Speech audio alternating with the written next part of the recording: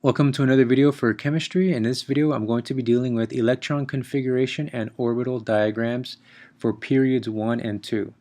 Okay, there will be other videos that follow that deal with periods 3 and below. Okay, so I want to highlight where electrons are located in this video. How can we locate them? Okay, now technically it's impossible to tell at any one point where an electron is, but physics gives us a high probability of its location of an electron. So again, you're not going to find out exactly where the electron is located, but you have a high probability of finding the general area that this electron or an electron is located at. This study is called quantum mechanics, and this helps us to illustrate the location of an electron on any given element. Okay, so let's go ahead and begin. So we're dealing with electrons that are attached to elements in periods 1 and 2. All right, so to understand this, I want to explain a principle called Aufbau Principle. Okay, Aufbauen meaning to build up in German. Aufbau. So we're building up, starting from the ground floor up. So if you can kind of imagine a hotel room, if I was to fill that hotel room, now of course hotel rooms don't fill up this way, but let's just say that for our example's sake, we wanted to fill up this hotel room from the bottom floor and then go, and as the bottom floor fills up, we move on to the second, and as the second fills up, we go on to the third. So we are building up. And the higher we go off the ground level, the more unstable that the occupants are. Okay. Likewise with an electron, the closer the electron is to the nucleus, the more stable it is, the more likely it is going to stay there, okay, because it's so close to that positive charge. Remember, positive and negative in chemistry attract. So the closer it is to the nucleus, the more likelihood it is to stay attached, and it won't react or go off, detached to another element. Okay, so Aufbau. Now, there are two different ways to designate an orbital notation and its electrons. Okay, this is called the electron configuration. This is the first one. And the electron configuration, you're going to have three symbols. You have the N symbol, okay, which is a principal energy level, okay, and that will be a number between 1 and 7 because there's seven levels, 7 principal energy levels, okay, or there's 7 periods in the periodic table, and then the designated sublevel. Each principal energy level will have different sublevels.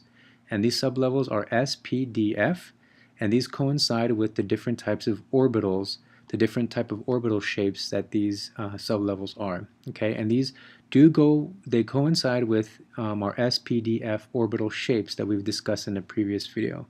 So you have your N, your L, and then your electron number. How many electrons are in that sublevel? Okay. Secondly, the second way to designate orbitals and its electrons is the orbital diagram. An orbital diagram you'll have for each orbital, you'll be given an energy level. Each orbital will be represented by a square. Okay, and in that square you will have arrows. Okay, the arrows that you put in there will, if you have two arrows that occupy an orbital, they're going to have to be an opposite spin. Okay, they're going to be opposite direction. You can't have two positive spins, just like when you put a magnet. When you put the south tip of the magnet near another south tip, they're going to repel. But if you have a north and a south, then you'll attract. Okay, so you understand that principle in magnetics. Well, the same applies in electrical charges for our electrons. Okay. Likewise, a positive charge in the nucleus will attract a negative charge in the electron. Okay, so here I'll have electrons that have opposite spins, opposite charges that will inhabit one orbital, okay, which is signified by the square. Okay, so our upspin and then our downspin, our negative half. You'll also see this indicated in some textbooks by the intensity of the color. So for example, if I have only one electron in that orbital, you'll have a light color, and then if you have a full orbital, then you'll have a darker color. Okay? And I have these side by side so you can compare the intensity of the color. The much darker one represents a full orbital, and the other one represents a half full orbital. And to remind you, your S, P, D, F orbitals, your L's do correspond with your periodic table. So the more electrons that I add, the more orbitals I'm going to inhabit, okay, until I finally reach my top floor, if you will, my F. All right, let's give you an example so you can see how this actually works. So let's say, for example, I have hydrogen. Okay, hydrogen is in the first period, so it is the principal energy level number 1. Okay, remember I said that principal energy levels go through 1 through 7, and as it just so happens, I have seven periods, which would go here in my principal energy level number, okay, which is my N. All right, so hydrogen is in the first period. It's in the S. That electron inhabits the S orbital, so it's S. Okay, all the electrons, all the valence electrons that are for these elements inhabit the S orbital. Now I also have 1 electron, so that number would be 1s1. So that's the electron configuration for hydrogen.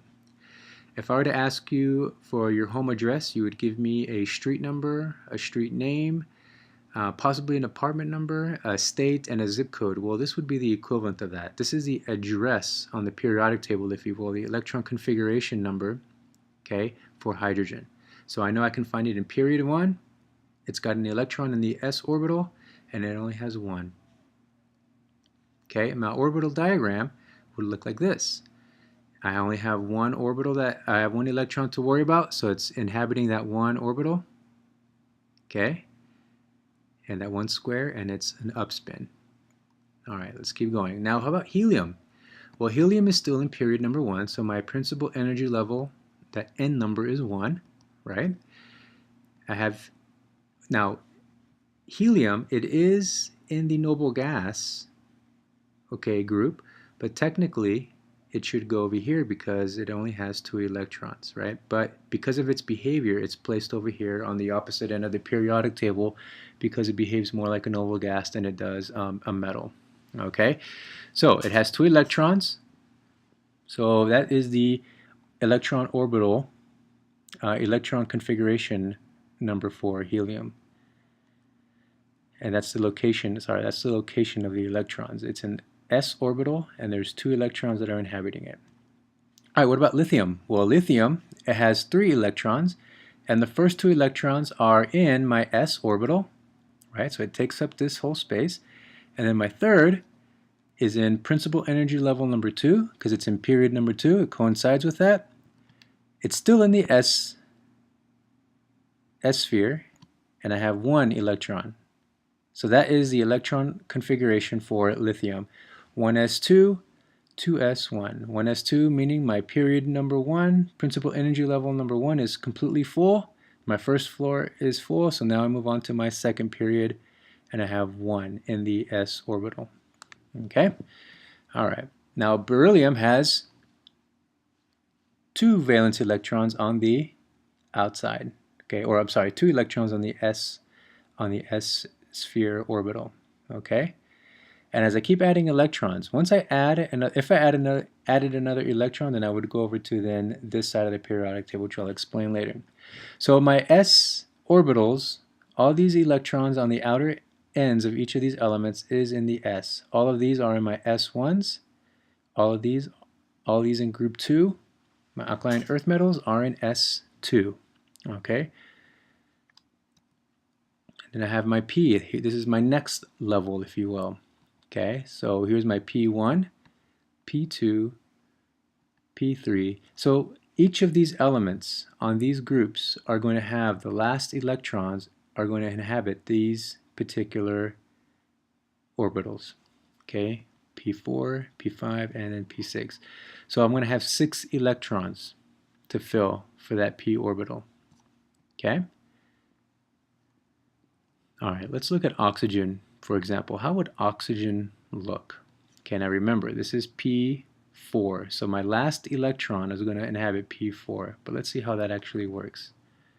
Okay, so I have 8 electrons. So my first 2 electrons are going to inhabit 1s2 orbital. And of course I have more, so the next 2 electrons will go up to the next level, and they will be in 2s2. And then the electrons that follow, because if you count them, I have 8 electrons on the periodic table, oxygen does, but here I have counted 4, so I need 4 more. So the other 4 will go into my p orbital. So this is still period 2, right? So my N, this is period 2, and then my sublevel is orbital P, so you're going to see that L change into a P. This is my sublevel. So principal energy level number 2, sublevel P, and it's in all 4 electrons are in my p orbital all the way up to p4. Okay, so my 5th electron fills in this one, 6th, 7th, and then my 8th electron. Okay, and like I said before, I have 8 electrons, and you can actually count them out here on my electron configuration. I have 4, 6, 8, so I can count it out. So I have exactly what I need. Okay, so this is the electron configuration, my address, if you will, for oxygen. Okay, and I can count out the exact electrons. So there's many ways. I can either look at my electron configuration, I can count out the electrons, and I can figure out which of these elements has that number of electrons in my electron configuration. That's another way to look at it. Or I can look at my periodic table, okay, 8, and I can coincide with my count here, 8, and I know that I have the right element. Okay, so electron configurations give exact locations of electrons. Now, exact in quotations because, again, you don't technically know exactly where the electrons are located because they move very fast. In fact, it's been said that they're almost in, they move so fast that it can be said that they're in more than one place at one time. Okay, so you just find the high probability of its location. All right, how does that orbital diagram look now for oxygen? Okay, so remember I have 8 electrons, and as I mentioned before, my first 2 electrons will inhabit the 1s, and recall, if I look down here, recall that these electron orbital boxes, okay, these represent the orbital, okay, and I can only fit a maximum of 2 electrons in each orbital, okay, that's Pauli's exclusion principle here that I'm referring to, where I can only fit 2 electrons in each orbital, and each of those electrons has to have an opposite spin. All right, so let's put these electrons in as we go. Oh, and also remember that the p orbitals will have 3 boxes because the p orbitals have a maximum of 6. Here, in fact, let me go back so I can show you here. Just give me a second. Okay, remember that my p orbitals, okay, remember that my p orbitals, I have 6 electrons. So since each of these orbitals can fit 2, I have 6. So that means I will need 3 orbitals, right? I have 6 electrons, and each of these electrons will need to be paired into 3 orbitals. Okay? All right, so let's finally put these in now. All right. So add 1 electron to the lowest energy level until the energy level is full. This is Aufbau's principle that we stated in the beginning.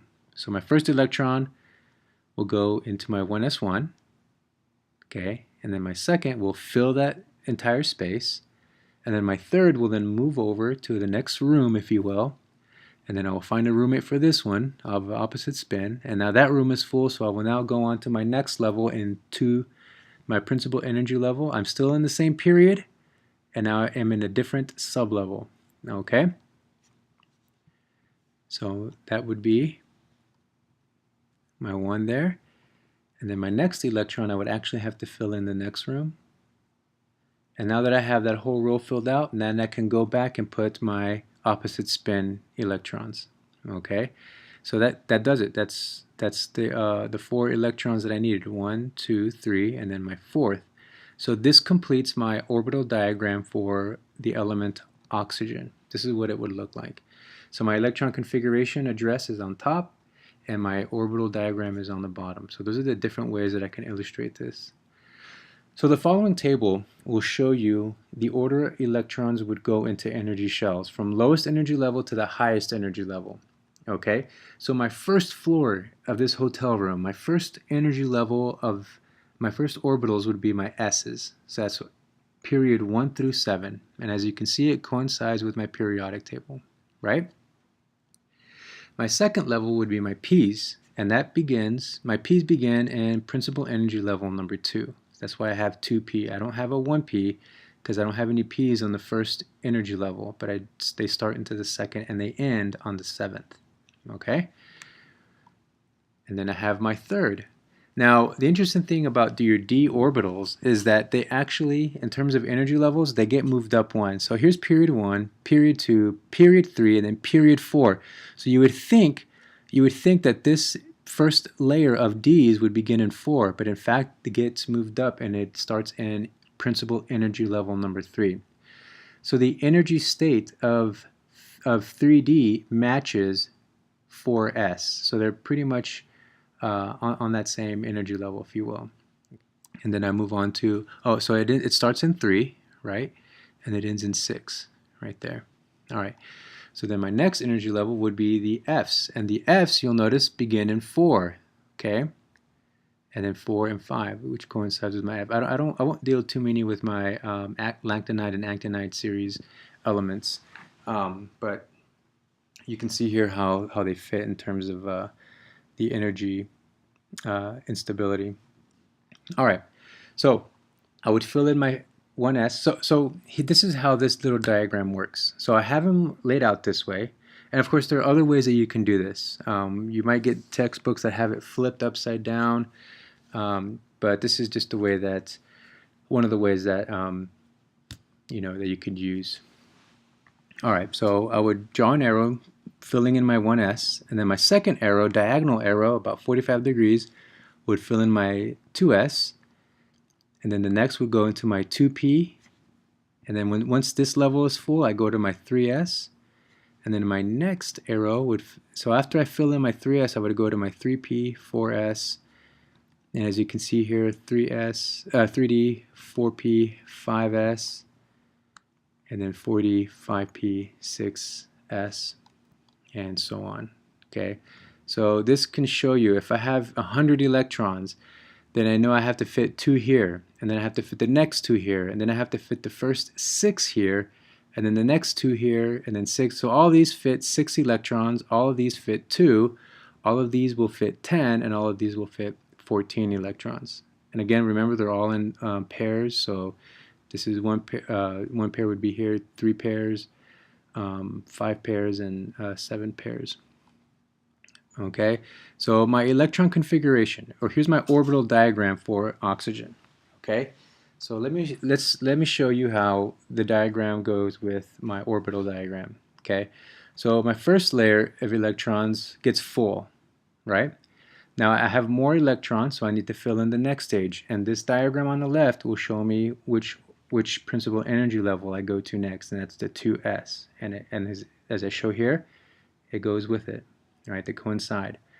So then I can predict now, after I fill my 2s, where am I going next? Well, the arrow will go down and I'll go to my 2p, and it just so happens to work out that way. I go to my 2p. Now I only have 4 electrons. I can't actually fill my entire p level, my sublevel p, so I stop right there. I don't need to go to my 3s.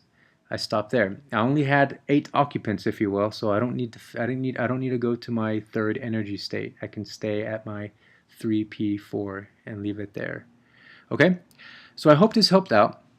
I know this can be kind of confusing for the there's a fairly large learning curve to this. We will perform many practice problems in class, and you'll get to the point, just like with everything else, that this starts off tricky, but the idea will open up to you and it'll become more intuitive.